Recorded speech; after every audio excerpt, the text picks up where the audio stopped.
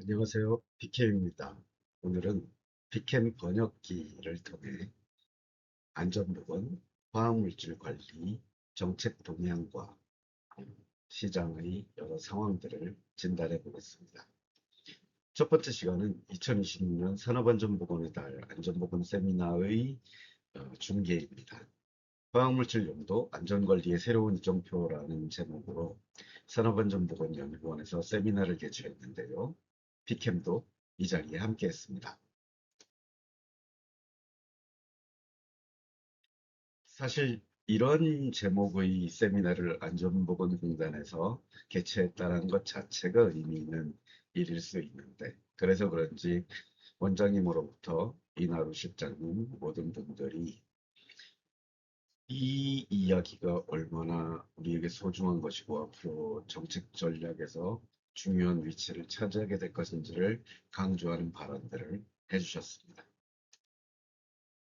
전체적으로 4개의 발제가 있었고 간단하게 요약한다면 이런 내용들인데요. 각각을 한번 살펴보겠습니다. 먼저 산업안전보건연구원에서 MSDS를 제출받고 평가를 하는 어, 가장 핵심적인 역할을 하는 박진호 부장께서는 2021년 이후 60만 건 정도의 MSDS를 정부가 제출받았고 이제 드디어 시장에 유통 중인 화학 제품에 대해 국가가 용도를 분석할 수 있게 되었다. 그리고 위험한 용도들로부터 노동자들을 보호하기 위한 전략을 모색해야 할 것 같다. 아주 멋진 발제를 해주셨습니다. 김원 소장은 이걸 받아서 그렇다면 우리가 제한이라고 하는 제도에 대해서 다시 한번 생명을 불러일으켜 보자. 유럽의 경우 DMF라는 물질이 노동자에게 심각한 위험을 일으킨다라는 판단 하에 위치 제한 제도를 통해서 노동자 노출을 크게 떨어뜨리기 위해 특정 용도로 사용할 수 없게 하였는데 우리나라는 화평법의 위해성 평가에도 불구하고 제한으로 이어지지 않고 안전하게 관리를 하라라는 정도의 권고에 머물렀다. 고용노동부가 이제 화평법의 제한 제도를 어떻게 제대로 작동하게 할 것인지 역할해야 되지 않겠는가라고 질문하였습니다.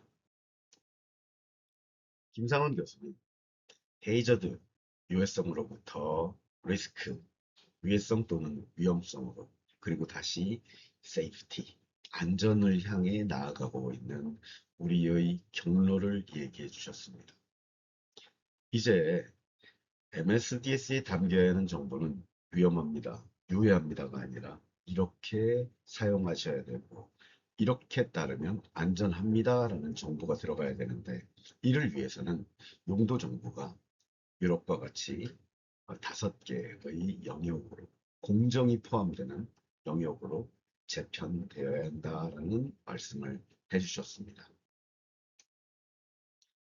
피켐은 당연히 존재론적인 이야기를 했죠.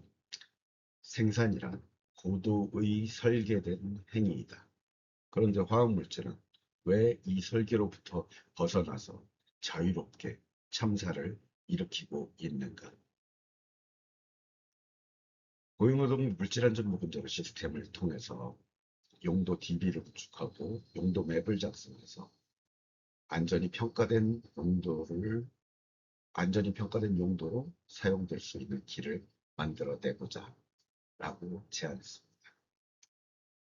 PChem은 어제의 세미나를 통해서 이런 기대를 갖게 되었습니다.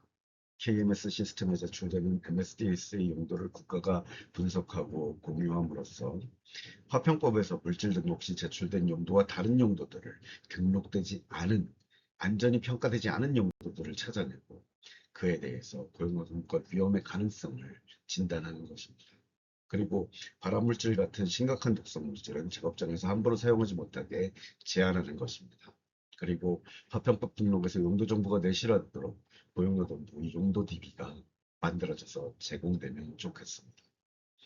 만약에 우리가 이런 일들을 해낼 수 있다면 산업 현장의 예방 가능한 중독 피해는 더 이상 방치되지 않을 것입니다.